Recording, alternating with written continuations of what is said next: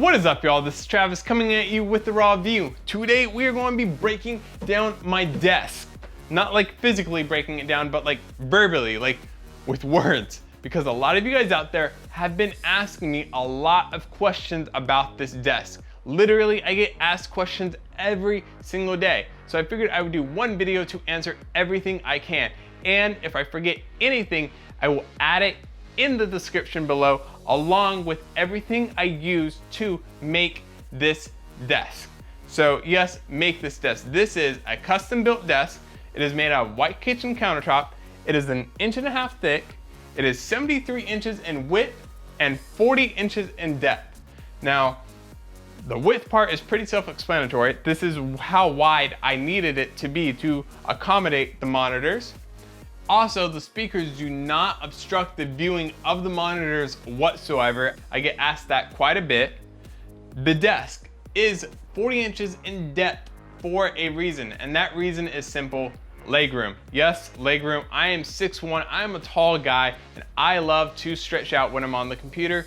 And so what I did was I sat at the edge of my seat and I stretched out my legs and I measured that, and that came out to 38 inches. And so I added on 2 more inches, so now I can stretch out at my desk and my legs don't ever even hit the wall, and I love it. Now, all this stuff weighs a lot. This countertop alone weighs over 100 pounds. And so to support all this weight, I had to find some legs to support it. Now, Ikea Legs, I think, are only rated for like 66 pounds. So they wouldn't do anything for this desk.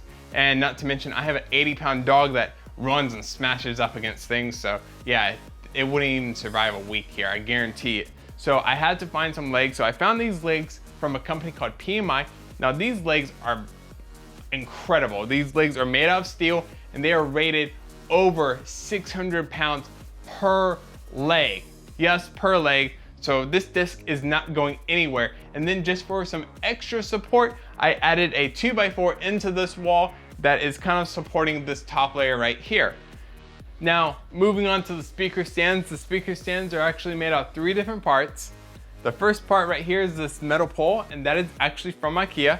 It's actually specifically made for kitchen countertops, so it works perfectly with this desk, and it is actually drilled completely through the desk. So that is how it supports the weight.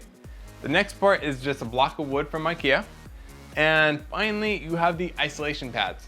Now, the isolation pad is a must for this speaker stand because it prevents vibrations traveling downwards from the speakers into the desk, and specifically prevents them from traveling into the metal pole.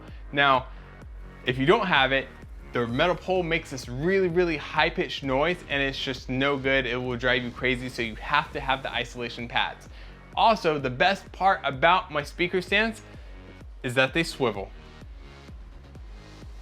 Yeah, so if I'm like really far back and I want to listen to music, I have them like straight on. Or if I'm listening to like watching like a movie and I'm sitting in my chair, I'll sit a little bit further back and angle them like that. Or if I want to like play a game, I will have them angled in a little bit further. So just depending on what I'm doing depends on what angle the speakers would be at. So that is probably my favorite thing about the speaker stands that I built, and I use that quite a lot. Like for example, when I'm playing a game, I love having the speakers flush with my ears because I can get a really good sense of where people are in a game versus when I have them straight on. So it works perfectly. Also, make sure that you guys stay tuned and hit that subscribe button because I will be doing a review of these speakers and a subwoofer from Personas in the upcoming future. And that is it.